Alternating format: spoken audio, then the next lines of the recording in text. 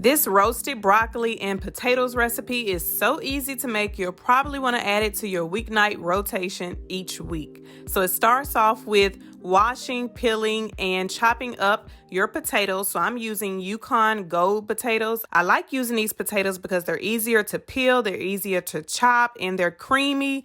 And I just like the texture of Yukon Gold potatoes, but feel free to use whichever ones you want.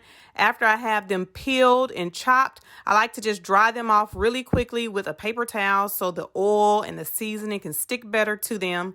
Then it's time to just toss them on a parchment lined baking dish and drizzle them with a little bit of extra virgin olive oil. Then it's time to season them. I have some salt, pepper, garlic and onion powder, some dried thyme, and some dried oregano.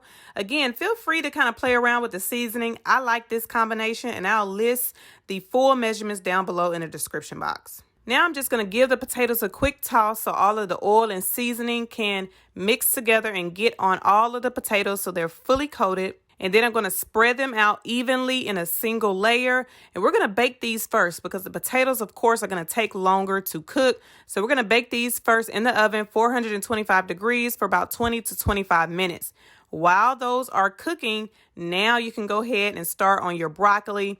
I have 2 small heads of broccoli. You can certainly use just 1 large head of broccoli, but my grocery store only had these small ones. So I am cutting off the broccoli florets, and then I'm just trimming them down. I'm cutting any big ones in half because oftentimes you will get some very large broccoli florets. If you like to keep them big, you can, but I like to cut the big ones in half. Then I'm just going to go ahead and wash these off really well. And once I have them washed and rinsed, I'm going to do the same thing. I'm going to pat them dry with a paper towel, just so, again, the oil and the seasoning can stick really well to them.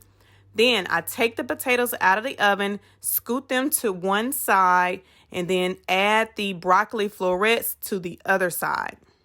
Drizzle them with a little bit of extra virgin olive oil, and then I'm going to go ahead and season them as well. I did use a different seasoning for the broccoli. I'm using salt, lemon pepper, and garlic powder. Again, feel free to play around with it. Use whatever you like on your vegetables. But the purpose is to show you just how quick and easy it is to make some vegetables to go with your dinner or your chicken or whatever type of meat you are using or cooking for dinner that night. Then it's time to toss that sheet pan back in the oven and let it cook for about 15 to 20 more minutes until the broccoli is roasted. And it'll look a little something like this. It's so good. The broccoli is tender, the potatoes are tender, and everything is just beautifully cooked.